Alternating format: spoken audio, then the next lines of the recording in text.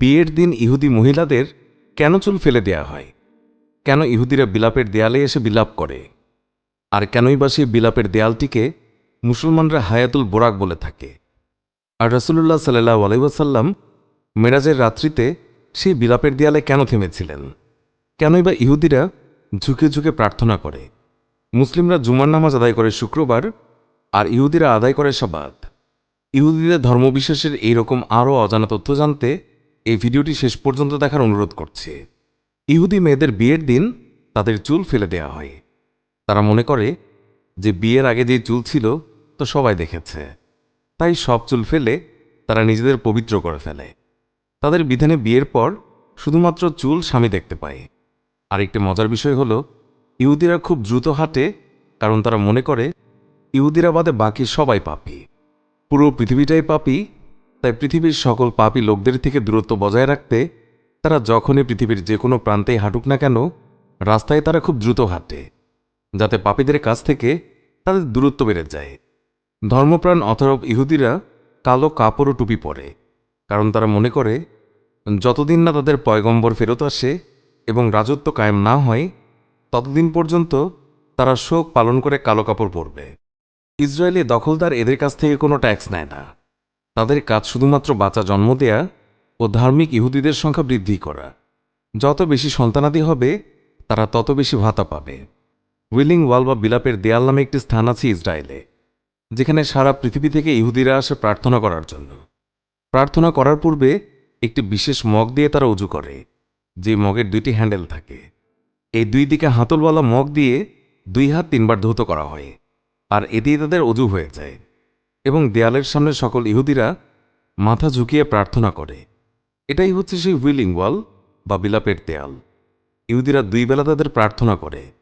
মুসলমানদের কাছেও এই জায়গাটি খুবই গুরুত্বপূর্ণ, কারণ আমাদের নবী করিম সাল্লাল্লাহু আলাইহি ওয়াসাল্লাম মিরাজের সময় বোরাক এখানে বেঁধে রেখেছিলেন।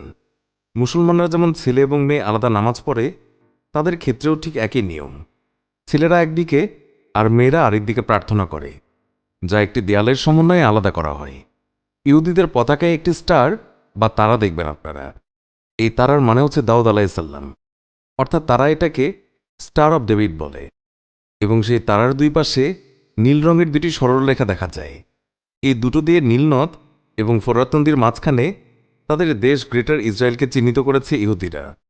তারা মনে করে নীল নদের পূর্ব থেকে ফোরাত নদী পর্যন্ত বাইবেলে উল্লেখিত ইসরায়েলের ভূমি। এটা তাদের প্রাপ্য ভূমি। ইহুদিরা সবসময় ঝুঁকে ঝুঁকে প্রার্থনা করে।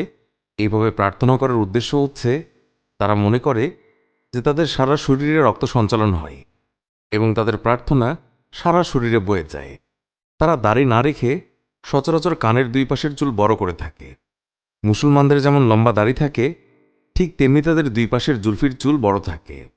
মেয়েদের 12 বছর এবং ছেলেদের 13 বছর হবার পর এই বিলাপের দেয়ালের সামনে এনে তাওরাত কিতাব ছুঁয়ে সাক্ষী দেওয়া হয়। মেয়েদের 12 বছর আর ছেলেদের 13 বছর হওয়ার আগে তা ছোঁয়া নিষেধ। তাদের মতে হজরত ইব্রাহিম আলাইসাল্লাম, তিনি যখন হজরত ইসাহাক আলাইসাল্লামকে কোরবানি করতে চেয়েছিলেন, তখন তার বয়স ছিল 12 বছর। অবশ্য আমাদের ধর্মমতে আমরা জানি যে তিনি ছিলেন ইসমাইল আলাইসাল্লাম, ইসাহাক আলাইসাল্লাম ছিলেন না। কিন্তু তারা তাদের ধর্ম হাজার রকমের পরিবর্তন করতে গিয়ে তথ্যগুলোকে এত তালগোল পাকিয়ে ফেলেছে যে কোনটা সঠিক আর কোনটা বেঠিক তা নিজেরাও বুঝতে পারছে না। তাদের ধর্মগুরুরা নিজেদের সুবিধা মতো পরিবর্তন করতে করতে সঠিক কোনটা বেঠিক কোনটা নিজেরাও বুঝতে পারছে না। তাদের প্রধান ধর্মীয় গ্রন্থের নাম তাওরাত, যেটি 24টি ভাগে বিভক্ত। তোরা বা ওল্ড টেস্টামেন্ট সচরাচর তারা ধরে না। এটা শুধুই ধর্মগুরুদের ধরার অনুমতি রয়েছে। তাদের প্রধান বাৎসরিক উৎসবের নাম ইয়াম কিপুর। তারা মনে করে বছরে 365 দিন তারা যা পাপ করে, এই কিয়াম কিপুরের দিন তওবা করলে তাদের সকল পাপ ক্ষমা হয়ে যাবে। এই জন্য বছর জুড়ে ফিলিস্তিনিদের ওপর যতই নারকীয় হত্যাকাণ্ড চালানো হোক না কেন, ইয়াম কিপুরের দিন তারা এসে সৃষ্টিকর্তার কাছে এইসব পাপের জন্য ক্ষমা চায় এবং পরবর্তী বছরের শুরু থেকে আবার হত্যাযজ্ঞ চালায়। ভিডিওর শেষে একটি কথা না বললেই নয়, ইসলাম কোনো ধর্মকে অসম্মান করে না। প্রত্যেক ধর্ম এবং তার অনুসারীদেরকে এবং তাদের আচার আচরণকে সম্মান করে। কিন্তু একটা কথা ঠিক, জেরুজালেম যখন মুসলমানদের শাসন করত, তখন সকল ধর্মের লোক এখানে শান্তিতে বসবাস করত। খ্রিস্টান হোক কিংবা ইহুদি হোক কিংবা মুসলমান হোক কিংবা হিন্দু। কিন্তু আজ ইহুদিদের দখলে যাওয়ার পর পৃথিবীর কোনো ধর্মের মানুষেরাই জেরুজালেমের শান্তিতে তাদের ধর্ম পালন করতে পারছে না। তো বন্ধুরা, এই ছিল আমাদের আজকের ভিডিও। আশা করছি আপনাদের সবার এই ভিডিওটি ভালো লেগেছে।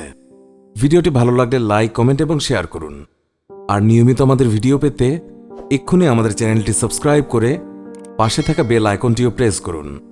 এতে করে আমাদের নতুন ভিডিওর নোটিফিকেশন ভিডিও আপলোড করা মাত্রই আপনার কাছে পৌঁছাবে। আজকের মতো বিদায় নিচ্ছি। দেখা হবে অন্য কোনো ভিডিওতে। ততক্ষণ ভালো থাকুন, সুস্থ থাকুন আর এই চ্যানেলের সাথেই থাকুন। আপনাদের অনুরোধে আমাদের নতুন ইসলামিক চ্যানেল আলোকিত জীবন যাত্রা শুরু হলো। যারা ইসলামকে ভালোবাসেন তথা ইসলামের ইতিহাস এবং নবী রাসূলের বিভিন্ন ঘটনা সম্পর্কে জানতে চান, তারা আমাদের নতুন চ্যানেল সাবস্ক্রাইব করুন। ভিডিও ডেসক্রিপশনে এবং প্রথম কমেন্টে লিংক দেওয়া হলো।